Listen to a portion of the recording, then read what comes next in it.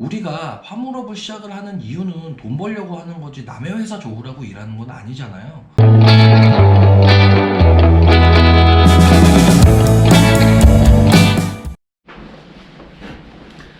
안녕하세요. 글로벌 물류 네트워크스 임경민 상무입니다.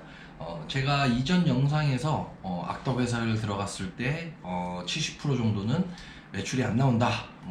이 부분에 대해서 제가 언급을 했는데 그 부분에 대해서 제가 오늘 한번 제 경험을 또 이야기를 드리면서 한번 말씀을 드려보도록 하겠습니다. 자, 먼저 임상무는 어떻게 그럼 일을 시작했느냐?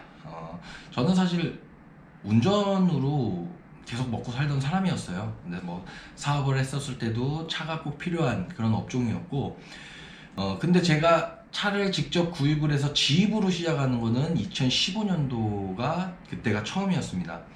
그래서 아무래도 운전에 대한 거는 좀 자신이 있었기 때문에 뭐 차값이 비싸든 뭐 하든 뭐 막말로 차값이 비싸서 할부가 많이 나온다고 하더라도 그거를 감당할 수 있는 그 매출이 나오는 걸 또 알고 있기 때문에 큰 어려움은 없었어요. 근데 그때 당시만 해도 뭐 인터넷이나 이런데 지입에 대한 정보가 사실 많이 없었습니다. 광고만 많았어요. 그래서 뭐가 안 좋다 이런 거는 사실 많이 없었고, 걱정은 좀 됐었지만 한편으로는 좀 자신감은 있었던 것 같아요. 그리고 제가 결정적으로 선택을 했던 회사가 알아본 회사 중에는 가장 규모가 큰 회사였었고요. 그리고 딱 이런 심정이었던 것 같아요.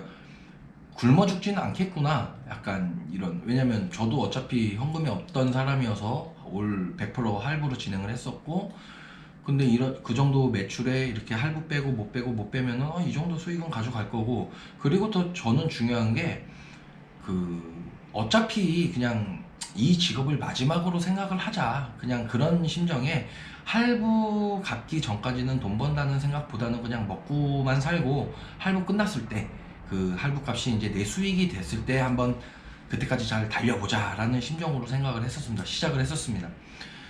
그래서 일단 뭐 차량이 한 거의 2달 정도 돼서 차량이 나왔고, 2015년 6월 달에 아마 시작을 한 것 같아요. 처음에 3개월은 아무것도 모르고 시작을 했겠죠, 아무래도.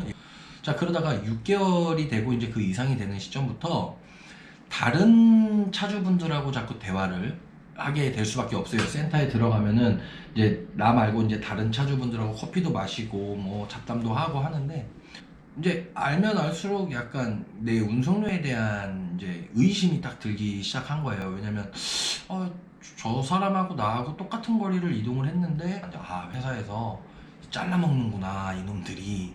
따졌죠.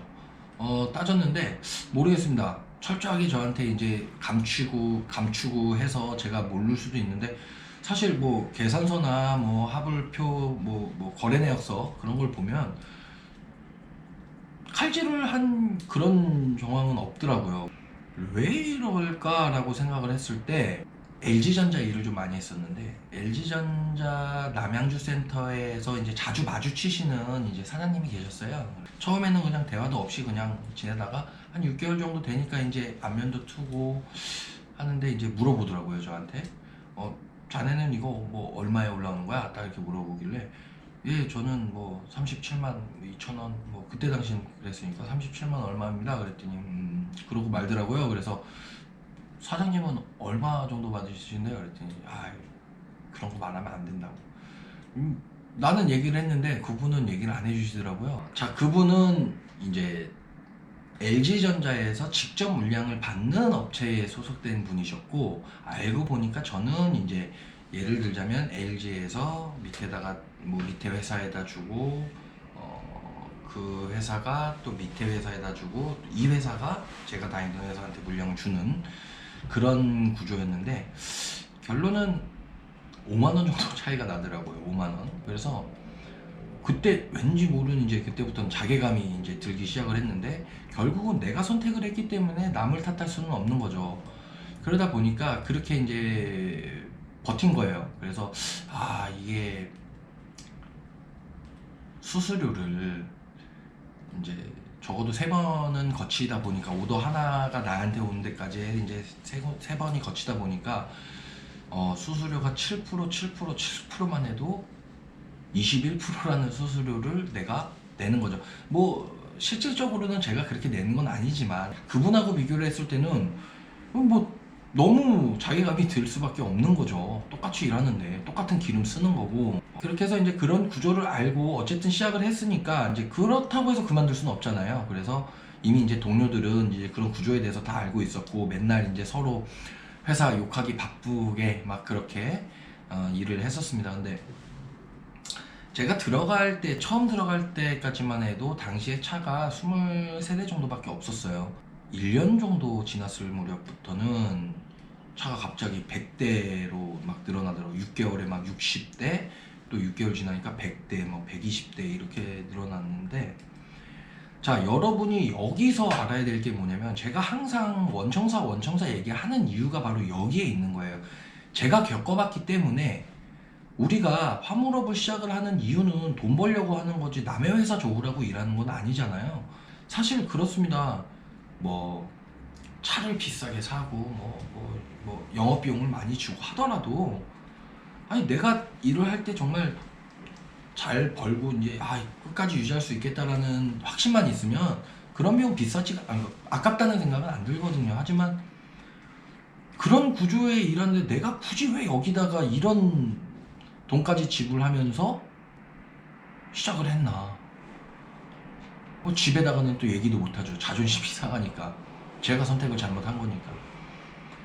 근데 뭐 결론은 이제 버텨야 되다 보니까 이제 동료들이랑 같이 그때는 으쌰으쌰 했던 것 같아요. 이제 차는 갑자기 늘어나고 물동량은 사실 그대로고 실질적으로 그랬습니다. 이게 이제 초보자분들이 생각하시기에는 차량이 많으면 많을수록 일거리가 많다라고 생각하실 수 있지만 사실은 반대예요. 차량이 먼저 들어오고 그 뒤에 물량이 따라오는 겁니다.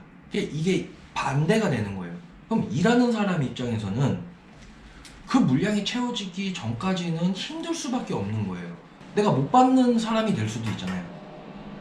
당연히 배차를 하는 사람들은 그걸 조율을 하겠지만 막말로 10대가 있으면 10대치 물량이 있는 회사에서 일을 해야 합당한 거고 그게 또 정당한 거고 그러려고 회사를 선택한 건데 일을 해보니까 그런 것들이 숨겨져 있더라.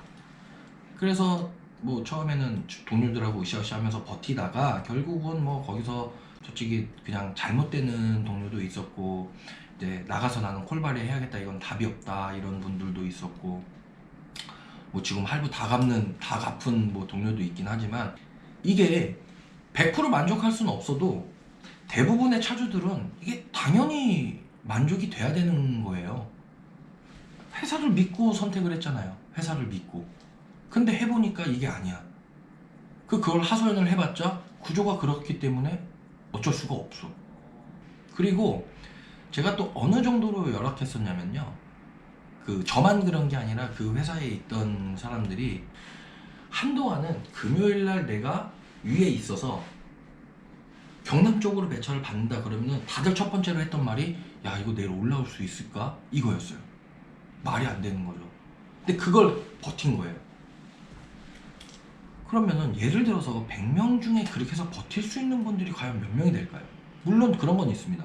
100명 중에 만약에 10명이 그걸 버텼다. 그 10명은 대우받는 거예요. 그 회사에서 암묵적으로 해주는 거예요. 차주들을 드러내놓고 이야기를 한다는 거는요. 다 그런 사람들 이야기를 듣는 것밖에 안 되는 겁니다. 선탑?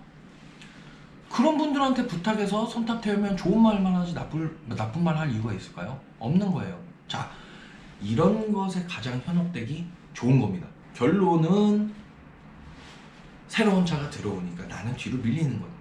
이게 물량이 풍족하지 않는 상태이기 때문에 그 말은 또 뭐냐? 풍족하지 않은 물량으로 매출을 올려야 되다 보니까